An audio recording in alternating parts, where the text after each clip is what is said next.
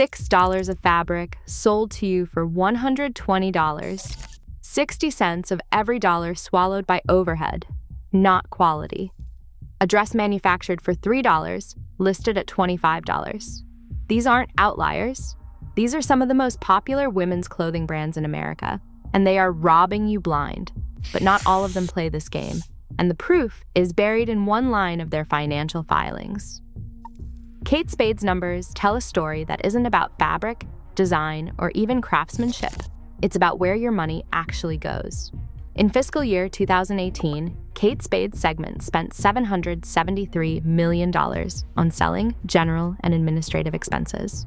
That's 60.2% of every dollar in net sales, gone before a single handbag is stitched or a dress is cut. The landed cost for a typical $350 Kate Spade bag, including materials, labor, tariffs, and shipping, sits around $236. But after that, the brand's overhead devours the rest.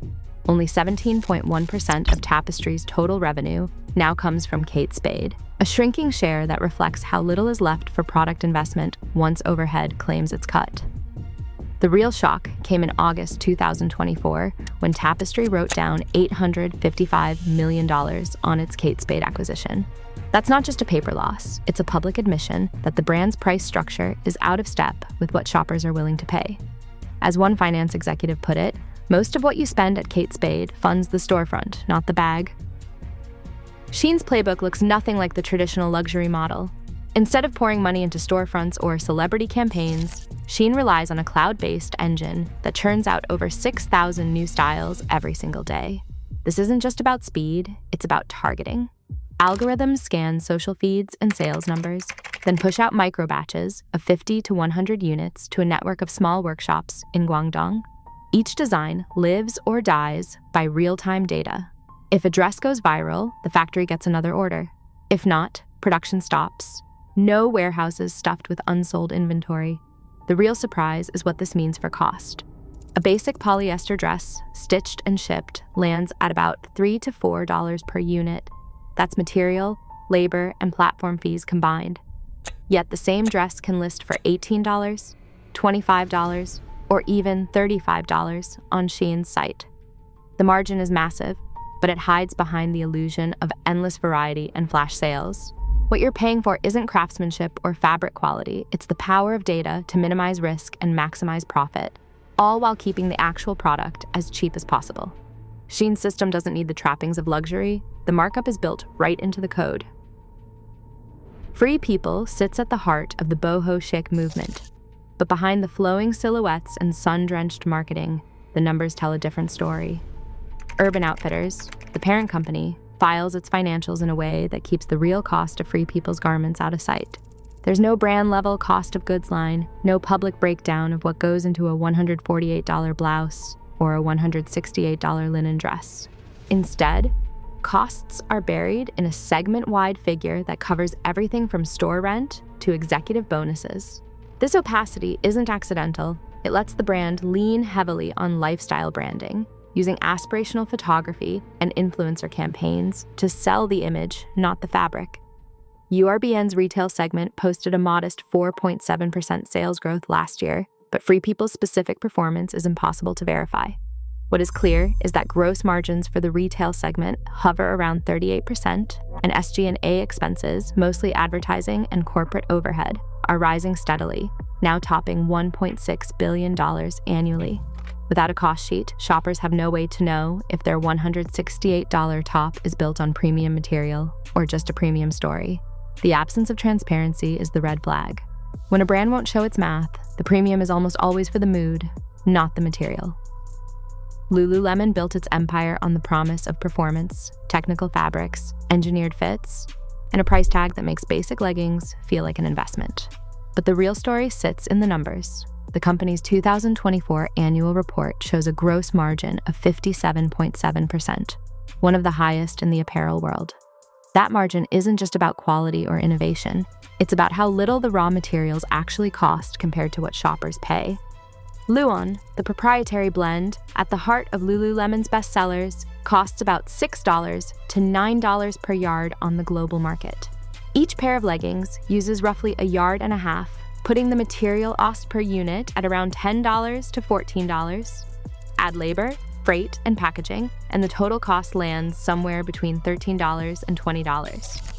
Yet the same leggings routinely retail for $128. The difference isn't hidden in secret technology. It's in the power of branding, retail experience, and the psychology of exclusivity. As one textile engineer put it, Luon's durability matches other performance fabrics, but the cost is still single-digit dollars per yard. For shoppers, the question becomes clear. Is that extra $100 going to support better fabric, or just a pricier logo? Anthropologie's carefully crafted boutique image suggests hand-picked fabrics and artisan production, but the details tell a different story.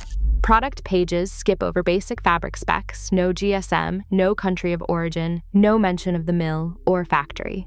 Instead, shoppers get poetic descriptions and lifestyle photos. Behind the scenes, industry analysts point out that Anthropologie's private label dresses are likely made in the same South Asian factories as fast fashion labels, sometimes even sharing the same open-weave polyester blends. A supply chain analyst puts it bluntly, if you can't find the fabric weight or the factory name, chances are it's not unique. That lack of transparency isn't just a minor omission, it is a warning sign. Without clear fabric specs, there's no way to judge if a $180 dress is built to last or just priced for the ambiance. For consumers, the missing numbers matter. When brands hide basics, like GSM or sourcing, it's usually the shopper who pays for the mystery.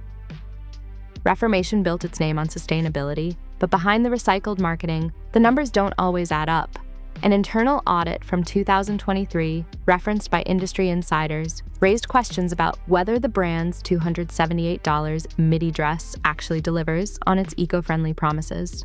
The audit, never released to the public, reportedly found little difference in cost structure or factory conditions compared to mid-market competitors. That gap between storytelling and substance leaves shoppers paying a premium for a narrative, not a measurable improvement. Banana Republic, meanwhile, draws a sharp line between its own price tags and those at its sibling brand, Gap. A Ponte blazer at Banana Republic can run $225, while Gap sells what appears to be the same blazer, cut from the same mill, for $85. Factory managers have confirmed that construction and fabric weight are nearly identical. The only real difference is the brand on the label and the ambiance of the store. For customers, that's a $140 surcharge for a name and a nicer fitting room. Both cases reveal the real price of opacity and image. Whether it's a sustainability claim that can't be audited or a price wall built on branding, the end result is the same. Consumers left paying more for less proof. Quince takes a radically different approach to pricing, and they put the math front and center. For their $50 Mongolian cashmere sweater, the company breaks down exactly where every dollar goes. The raw fiber costs $15, paid directly to herders in Mongolia. Milling and spinning add another $20, handled by a family-run factory. Labor to knit and finish the sweater runs $10, while international shipping and customs come in at $5. That's $50 in total, with no hidden fees or markups buried in the fine print. Quince's annual advertising spend is less than $1 million, a fraction of what big brands pour into marketing each week. By skipping splashy campaigns and selling direct to consumers online, Quince keeps overhead low and passes those savings on. The founder credits this transparency for building trust with shoppers who are tired of guessing what they're really paying for. This is what cost sheet honesty looks like. Every step, every dollar, out in the open. Everlane's approach to pricing is as straightforward as it gets. Their $98 silk blouse comes with a published cost sheet, $24.07 for materials, $13.40 for labor, and $6 for transport. The company's CFO once described this model as radical transparency, arguing that shoppers deserve to see exactly where their money goes. The breakdown leaves little room for mystery, and even less for hidden markups.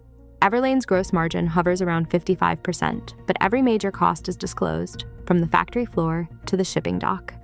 That level of openness stands in sharp contrast to brands that obscure their numbers behind lifestyle storytelling.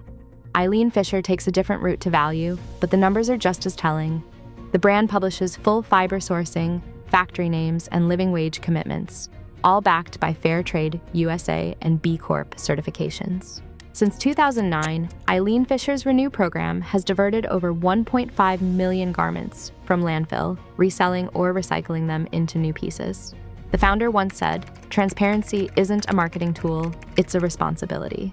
For shoppers, these disclosures aren't just feel-good extras. They're proof that a premium price can reflect real investment in materials, labor, and environmental impact, not just a logo or a story. Together, Everlane and Eileen Fisher offer a template for what fair value looks like when the numbers add up. Every dollar spent is a vote, rewarding real value or fueling empty markups. With brand markups sometimes eclipsing 600%, your choices shape the industry's future. In a market where transparency is rare and hype is costly, informed shoppers force brands to earn every premium they charge. Choose wisely.